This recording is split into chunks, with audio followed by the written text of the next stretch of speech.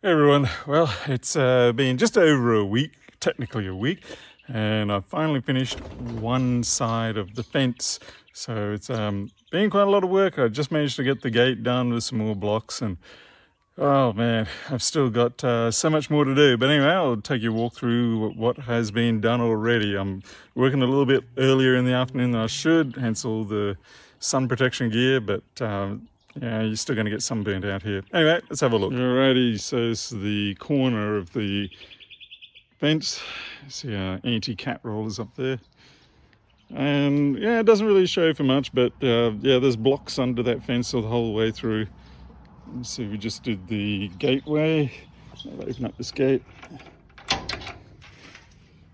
You can see the pavers in there. You can see all the other pavers waiting to be put in. They want to get laid as well. Lock this fence. It's all done. So it's probably around about a 45-50 meter run, something like that. All I remember is that the entire perimeter of this section is around about 90 to 95 meters. It's a bit of an unfortunate thing that it's such a narrow piece of land because it's a lot of fencing for not a lot of area, but yeah, you got to make do with what you got, make the best of it. So this is all right. Last week this time I was doing these two sections here. I'm probably going to have to redo that one slightly. You can see there's a bit of a gap under there. I didn't have any sand, so I think things have sagged a little bit.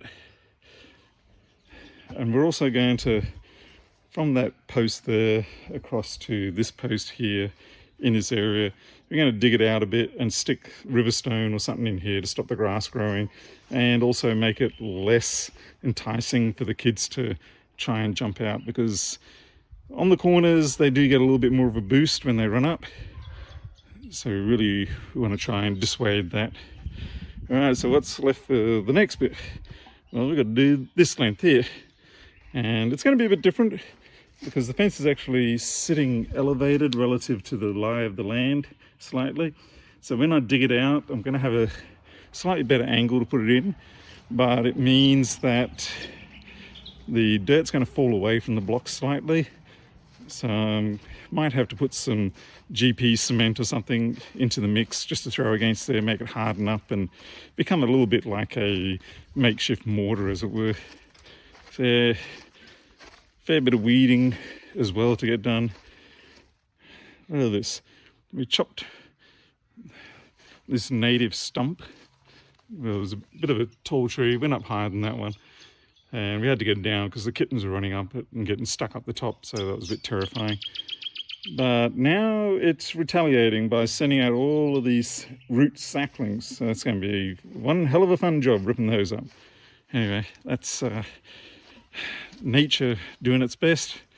Still going, still going, still going, still going, still going. Yeah, this goes on for ages.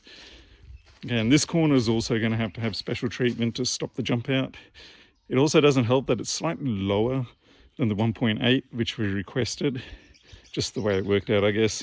So yeah, I'm going to have to cut away the ground. It's going to be fun. And we can see we've had an echidna here digging holes in, so we've got to stop that in as much as we've got to stop the cats. And that intersection there is where it stops. We've already done the other side of this one, and that corner there is where we started. So yeah, bit of a project. Hopefully we'll get it knocked over in a week.